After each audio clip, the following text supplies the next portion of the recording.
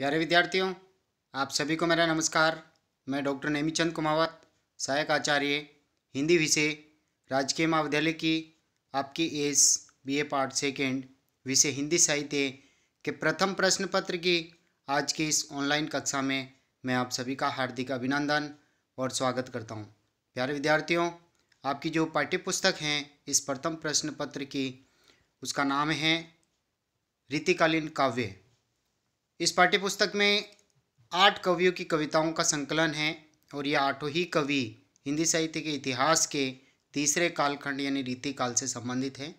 रीतिकाल की 3 काव्य धाराएं हैं, रीतिबद्ध, रीतिसिद्ध और रीतिमुक्त।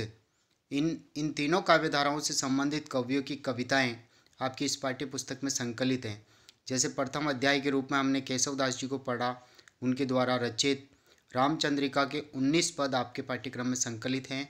साथ ही केशवदास जी की संवाद योजना पर मैंने एक मॉडल उत्तर भी आपके समक्ष प्रस्तुत किया। उसके पीडीएफ नोट्स व्हाट्सएप ग्रुप पे भी भेजे। साथ ही उसको मैंने 3-4 ऑनलाइन कक्षाओं में उसको विस्तार से पढ़ाया, उसके ऊपर चर्चा की हमने। केशवदास जी रीतिबद्ध काव्य धारा के कवि हैं।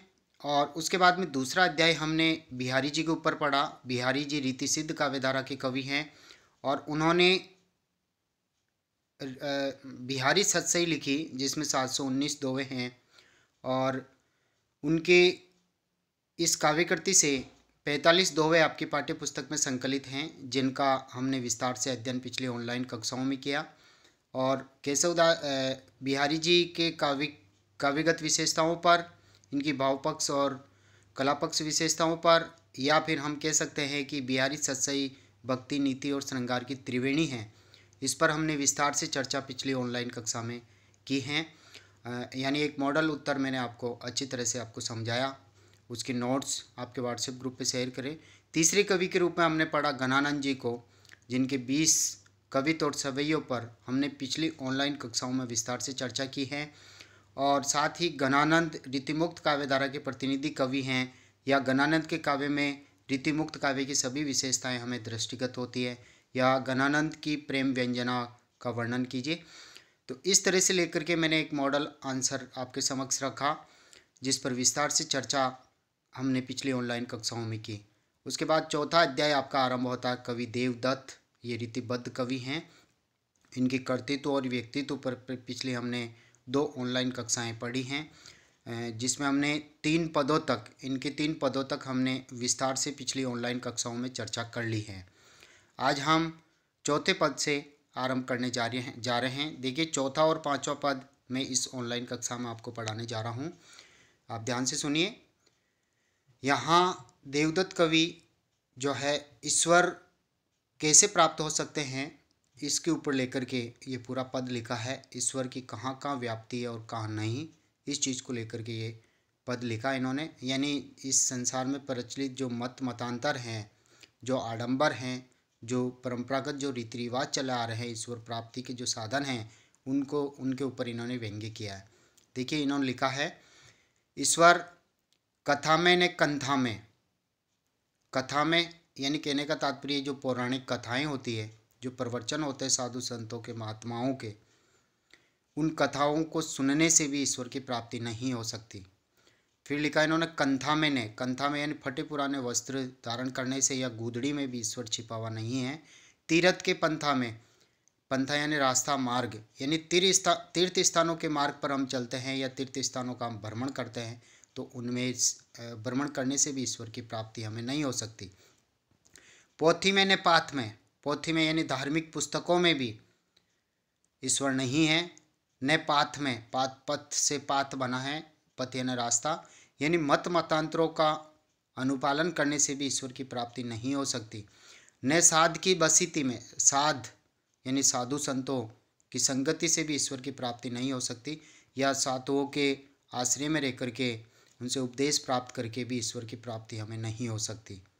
बसीती या निवास करना। जटा में ने, यानी हम एक तरह से जटाएं धारण करते हैं ईश्वर की भक्ति में, तो उन जटाओं को धारण करने से इन दिखावे की प्रवृत्ति में भी ईश्वर का निवास नहीं है। मुंडन में, और हम अपने सिर के बाल आदि मुंडा लेते हैं, दाढ़ी मूछ आदि मुंडा लेते हैं, तो कहने का तात्पर्य इस मुंडन की परंपरा में भी ईश्वर की व्याप्ति नहीं है, ईश्वर नहीं मिलता।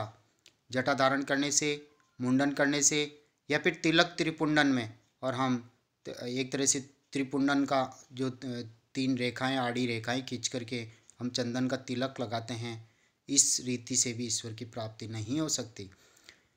फिर लिखा है जो पवित्र जो नदियां हैं या पवित्र नदियां, कुएं का जल, कुंडन जो सरोवर छोटे छोटे कुंड बने हुए हैं, उन कुंडन में स्नान करने से या पवित्र नदियों में स्नान करने से भी ईश्वर की प्राप्ति नहीं हो सकती।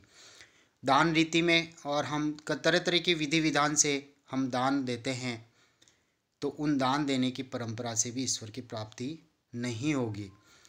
पीठ मठ मंडल ने, यानी कहने का तात्पर्य पीठों में जाकर के धर्म की पदवी धारण करना या मठों में या मंडलों में जाकर के दीक्षाएं लेना, इनसे भी ईश्वर की प्राप्ति नहीं हो सकती।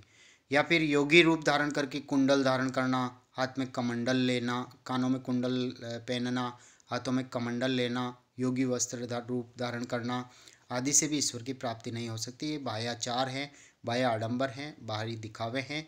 ईश्वर की प्राप्ति इन आडंबरों को अपनाने से नहीं होगी। माला दंड में ने, अर्थात मालाएं फेरने में, मालाओं के मोती फेरने में या फिर दंड धारण करने से भी ईश्वर की प्राप्ति नहीं हो सकती। देव देहरे की भीति में, देहरे की भीति, देहरे यानी मंदिर की भीति यानी दीवारों में भी, अर्थात मंदिर में जो मूर्तियां स्थापित हैं उनसे भी ईश्वर की प्राप्ति नहीं हो सकती, या मंदिर की दीवारों में ईश्वर निवास नहीं करता है। यानी इन विधि विधानों में, इन परंपराओं में, इन बाह्य आचार विचार या मतांतर या इन आडंबरों में ईश्वर की व्याप्ति नहीं है, इनसे ईश्वर प्राप्त नहीं हो सकता। आपु ही अपार पारावार प्रभु पूरी रहियो।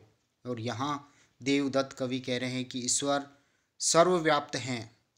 आपु ही यानी स्वयं ही, अपार, पारावार यानी समुद्र, जिस तरह से समुद्र की ओर छोर का हमें पता नहीं होता है, उसी तरह से इस सृष्टि के कण कण में ईश्वर की व्याप्ति है। इन विधि विधानों में, इन बाह्य आचारों में हम उलझे रहते हैं, आडंबरों में, इसलिए ईश्वर की प्राप्ति या ईश्वर के दर्शन हमें नहीं हो पाते हैं। प्रभु पूरी रहियो, पूरी रहियो यानी पूर्ण रूप से प्रभु इस सृष्टि के कण कण में व्याप्त हैं, और उसको प्राप्त केवल एक ही विधि से किया जा सकता है। मन पवित्र हो, पवित्र मन से, पवित्र आचरण से, ईश्वर के प्रति सच्ची श्रद्धा और उनसे भक्ति, प्रेम भक्ति उनसे करेंगे, तभी ईश्वर के सहज ही दर्शन हो सकते हैं। तो निष्ठा से, विश्वास से और प्रेम से ईश्वर के दर्शन होंगे। तो इसलिए अंतिम लाइन में देवदत्त कवि कह रहे हैं, पाइये प्रगट, अर्थात उनको पाया जा सकता है। प्रगट परमेश्वर प्रतीति में, प्रतीति यानी विश्वास, परमेश्वर यानी परमात्मा से, अर्थात परमात्मा से सच्ची श्रद्धा, सच्ची निष्ठा, सच्चा विश्वास और सच्चा प्रेम, हम प्रेम भक्ति ईश्वर से करेंगे तो सहज ही ईश्वर के दर्शन हमें हो सकते हैं। इसलिए इस पूरे पद में उन्होंने बाह्याचार, संसार में प्रचलित सारे आडंबर, दिखावे, इन सभी पर उन्होंने व्यंग्य किया है कि इन रीति रिवाजों में, इन परंपराओं में ईश्वर के दर्शन नहीं होंगे। ईश्वर को पाना है तो उसे अपने विश्वास से, सच्ची श्रद्धा से और ईश्वर के प्रति प्रेम भक्ति से ईश्वर के दर्शन हो सकते हैं। दूसरे पद की ओर हम आगे बढ़ते हैं। दूसरा पद है यहाँ पर, देखिए, जिन जानियो वेद। एक नायिका, इस पूरे पद में एक नायिका जो है अपनी वेदना व्यक्त कर रही है, अपने ईश्वर के प्रति समर्पित हैं वो, और वो प्रभु को कह रही कि हे प्रभु, आप मेरे ऊपर कृपा दृष्टि कीजिए, आप मुझे अपनाइए। संसार में कई तरह के लोकाचार प्रचलित हैं, सब अलग अलग रास्ते दिखाते हैं, लेकिन हे प्रभु, मैं तो आपकी दासी हूँ और आप मुझे दर्शन देंगे, आप मुझे अपनाइए, मेरे ऊपर कृपा दृष्टि कीजिए। इस पूरे पद का सारांश ये है। तो देखिए, नायिका जो कह रही है यहाँ पर, वो कहती है कि जो लोग, जिन जानियो, जिन यानी जिन्होंने जान लिया है, वेदों का अध्ययन कर लिया है, वेदों के जो ज्ञाता बन गए हैं, ते तो वादी के विदित हों। वादी यानी मतवादों के, वो तो ज्ञाता हो गए हैं, कई विचारधाराओं के वो ज्ञाता हो गए हैं, और एक तरह से उसी में उन्होंने ख्याति अर्जित कर लिए। यानी वेदों के मतानुसार ही सभी ईश्वर प्राप्ति के अलग अलग रास्ते दिखाते हैं।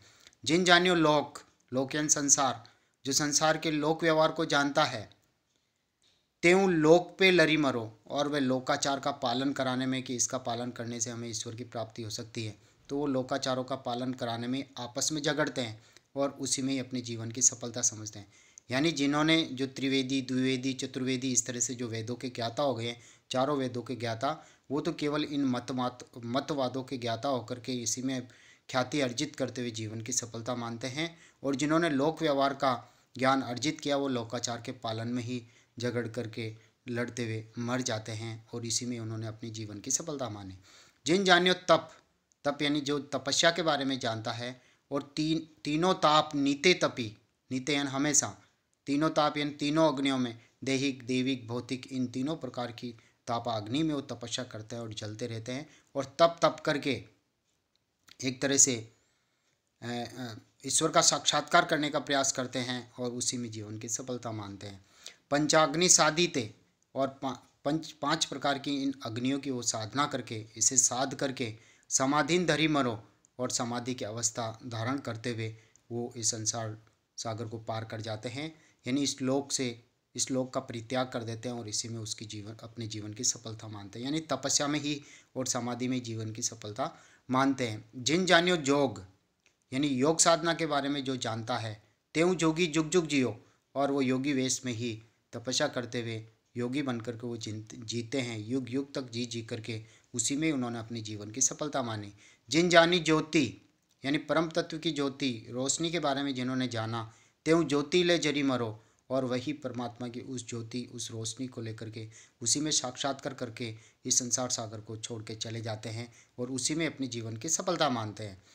हो तो देव नंद के कुंवर तेरी चेरी भई। अब वो नायिका यहाँ कह रही है कि ये तो संसार के अलग अलग मतवाद हैं, योगी क्या कर रहे हैं, तपस्वी क्या कर रहे हैं, वेदों के ज्ञाता क्या रास्ता सुझा रहे हैं, और लोक यानी संसार का व्यवहार को जानने वाले वो अलग अलग रास्ते सुझा रहे हैं ईश्वर की प्राप्ति के। लेकिन वह नायिका ईश्वर से कह रही है कि हे कृष्ण, हे कन्हैया, हो तो यानी मैं तो देव कवि यहाँ हैं, देव कवि का नाम है यहाँ, देव यानी प्रभु, नंद के कुंवर अर्थात बाबा नंद के पुत्र श्री कृष्ण, कुंवर तेरी चेरी भई, अर्थात मैं तो तेरी दासी हूँ, यानी इन वादों से रहित हूँ, इन मतांतरों से रहित हूँ, मैं तो तुम्हारी सेविका हूँ। मेरो उपहास क्यों ने कोटिन करी मरो।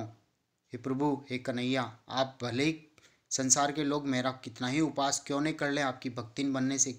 यहाँ कोई गोपिका हो सकती है, कोई नायिका हो सकती है जिसका कृष्ण के प्रति एकनिष्ठ प्रेम है, और वो सारे संसार के इस लोकाचारों को, ईश्वर प्राप्ति के इन सारे साधनों से रहित होकर को कह रही कि प्रभु मैं तो तुम्हारी दासी हूँ और आपके ही शरण में आ गई हूँ। अब संसार के लोग कितना ही उपहास क्यों नहीं कर ले, करोड़ों लोग मेरा उपहास कर ले, लेकिन हे प्रभु मैं तो आपकी दासी बनी रहूँगी। आपकी मेरे इस एकनिष्ठ प्रेम को, मेरे इस समर्पण को आप अपनाइए, आप कृपा दृष्टि कीजिए। तो मेरो उपहास क्यों ने कोटिन करी मरो, अर्थात कहने का तात्पर्य संसार के करोड़ों लोग मेरा उपहास करते करते भले ही क्यों न मर जाएं, लेकिन मैं तो आपकी चेरी बनी रहूँगी, आपकी सेविका बनी रहूँगी, और आप ही की प्रेमा भक्ति करती रहूँगी। प्रभु आप मुझे शरण दें, आप मुझे अपनाएं, आप ही मेरा उद्धार करेंगे। संसार के लोग ईश्वर प्राप्ति के अलग अलग रास्ते दिखा रहे हैं, लेकिन मैंने उन एक भी रास्ते को नहीं अपनाया, केवल आपकी दासी बन करके आपकी शरण में आई हूँ। और हे प्रभु आप ही मेरा उद्धार करेंगे, आप ही मेरी रक्षा करेंगे, आप ही मुझे इस संसार सागर से मेरा बेड़ा पार लगाएंगे। तो यहाँ एक नायिका की एकनिष्ठ भक्ति, कृष्ण के प्रति अनन्य प्रेम आदि का चित्रण करते हुए देवदत्त कवि ने संसार के जो लोकाचार हैं, संसार का जो लोक व्यवहार हैं, जो ज्ञान रखते हैं लोग, या जो योगी हैं, योगी या सन्यासी वेश में रहते हैं, साधु संतों, सब अलग अलग उपदेश देते हैं। तो इन उपदेशों से परे जाकर के, यानी ईश्वर के साक्षात्कार करने के सब लोग अलग अलग रास्ते बताते हैं, लेकिन ये जो गोपिका है इन सारे मतवादों से दूर रह करके, सब दिखावों से, इन उपदेशों से दूर रह करके केवल कृष्ण की भक्ति में ही अपनी जीवन की सार्थकता मानिए। सब लोग अलग अलग तरीक़ों से उपदेश दे करके जीवन की सार्थकता बताते हैं, लेकिन ये गोपिका कहती कि कृष्ण की एकनिष्ठ भक्ति करने से, उनकी दासी बनने से, अपने जीवन को उनके प्रति समर्पित करने से और प्रेमा भक्ति का उनका आशीर्वाद करने से ही संसार सागर से मनुष्य का बेड़ा पार हो सकता है। तो प्यारे विद्यार्थियों, आज की इस ऑनलाइन कक्षा को मैं यहीं समाप्त करता हूँ। जो विद्यार्थी अभी तक व्हाट्सएप ग्रुप से नहीं जुड़ पाए हैं वो अपने एंड्रॉयड फ़ोन के नंबर हमारे व्यक्तिगत नंबर पर सेंड करें, ताकि हम उन्हें व्हाट्सएप ग्रुप में जोड़ सकते हैं।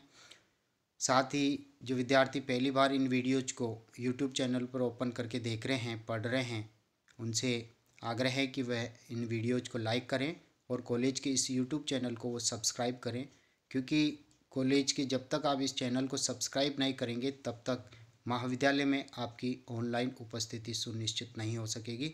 इसलिए आप इन वीडियोज़ को लाइक करें और इस यूट्यूब चैनल को आप सब्सक्राइब करें। तो आज की इस ऑनलाइन कक्षा को मैं यहीं समाप्त करता हूँ। जय हिंद, जय भारत, थैंक यू।